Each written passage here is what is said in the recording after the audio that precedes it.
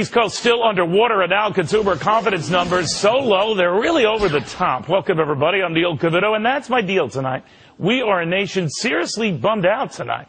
Not about a hurricane that left a mess, but apparently an economy that is a mess. According to most Americans, confidence among U.S. consumers plunging to the lowest level in more than 2 years. The Conference Board's closely watched index slumping to a paltry 44.5 this month from a revised 59.2 in July. I want you to think of that. In little more than 4 weeks, a 15-point free fall. And Irene really wasn't a factor. Because long before that storm hit, the economy just kept getting hit. Jobs still hard to get and increasingly hard to keep. And real estate's still a mess and continuing to get messier.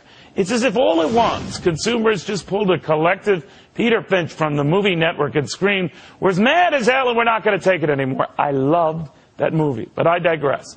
Because I don't care what volatile personal income and spending numbers are saying. Focus on how average folks are feeling. 2 words, not good. And a consumer confidence tumble like this, well, not at all good.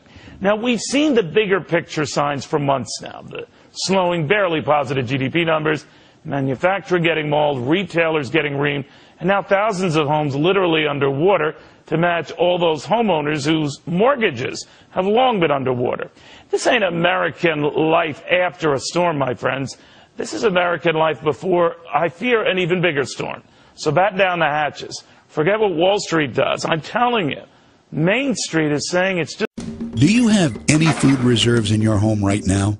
How long could you provide food for your family if the food supply was cut off? A month? A week?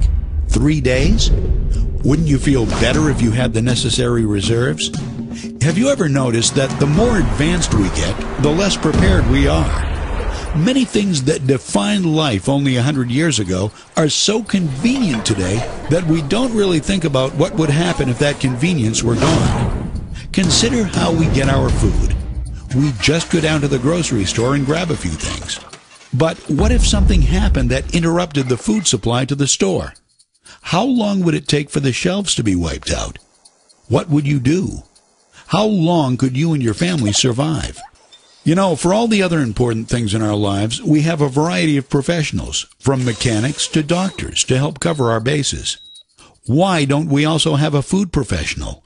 Food is our greatest dependency. Yet most of us find ourselves unprepared for the uncertainties that lie ahead. Why take chances? Why not do something about it? You've already taken the first step. Keep moving forward with this tour, and we can help you put a plan together and even show you how to get your food for free.